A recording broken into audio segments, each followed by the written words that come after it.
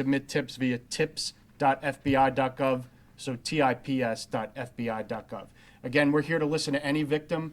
You will be heard. We will be here for you. If it is not a federal offense, we will work with our local and state partners to help you as well. So please reach out and contact us, and we will help you in any way that we can. Thank you.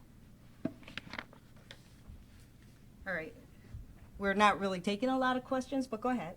It was mentioned in court that Fisher was involved with the local EMTs, a volunteer firefighter. One, if you could provide where he was a volunteer first responder, and are you working with those departments to see if this alleged activity happened during that time? This is an ongoing investigation, so we are investigating every lead that comes our way.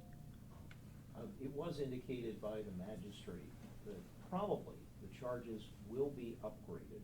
Currently, it is just possession, but there were these questions about production of child porn.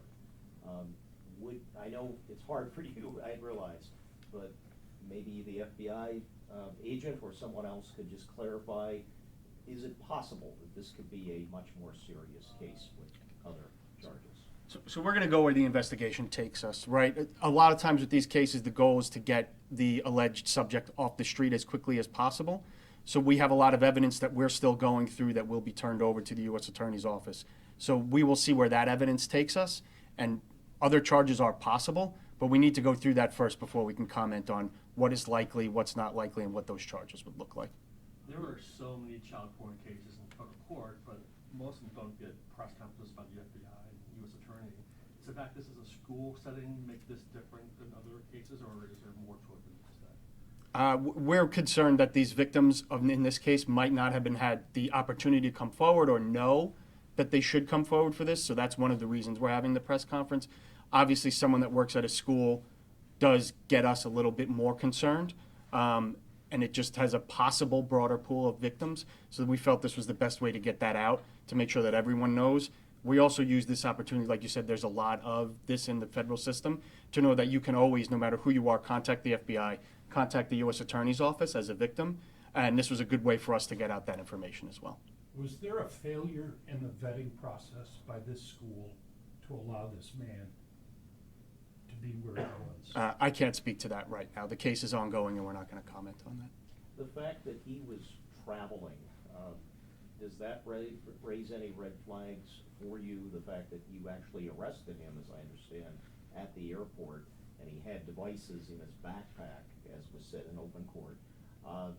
Does that raise any questions or concerns for you that this could have international ties as well? We're looking into that. We're investigating it. Right now, the best I could say is that we have evidence that we're still going through to see where that would lead us. And that's the best I can do right now, sorry. Can you tell us where he was coming from? I actually, Is it, he was is it in coming, the affidavit? With Gow students? No. No, he was coming back from a work trip from Singapore Oh, okay. on his own.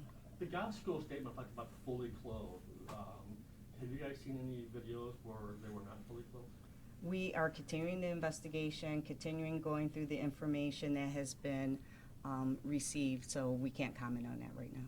A general question, this has happened all across the country, the state, this region. Obviously innocent until proven guilty, but what is your message to overall sexual predators who believe that they can hide cameras, that they can get away with this, as your office put in court, in a deliberate action?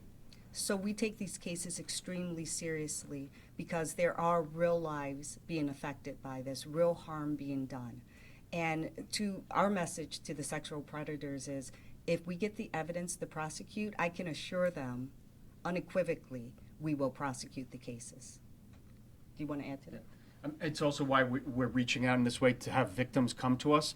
These are the types of cases that we need victims to come to us, right? It's very difficult for us to run investigations to uncover child sexual abuse without victims telling us what's happening. It's not impossible. We do things online, things like that, but the best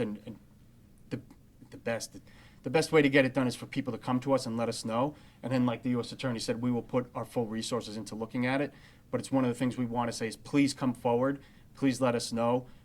We are here to help you not only achieve justice, but also to get the mental health, the physical health that you will need We have victim services, both of us do, that work together to help children. We have investigators that are trained on how to speak to children so that they're not re-victimized, right?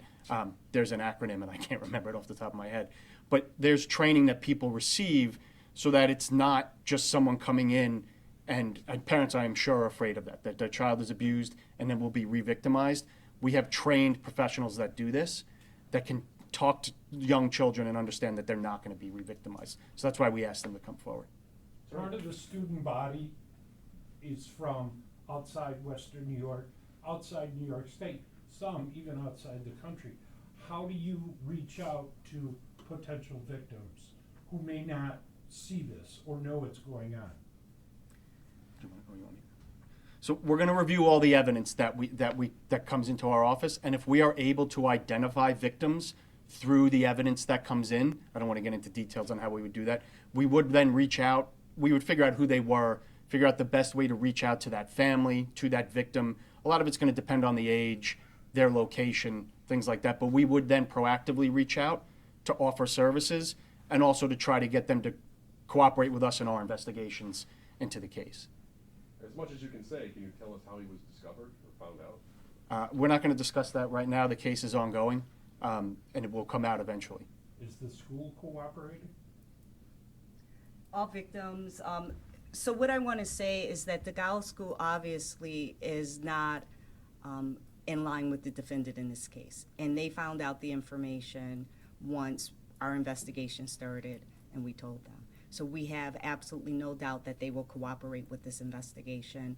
And also, to your previous question, probably reach out to families who have been at the Gow School and continue to be at the Gow School to let possible victims know this is an ongoing investigation. We're here to assist them, but we need their assistance to be able to do our jobs.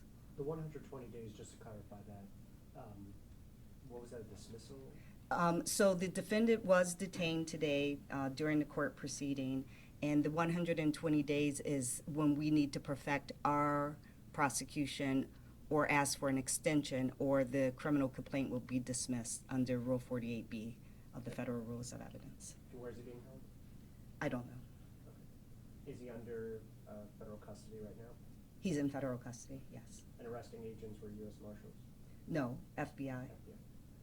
He's in U.S. Marshals custody now, but the arresting agents were the Federal Bureau of Investigation. Could you give out those numbers again? Sure, absolutely.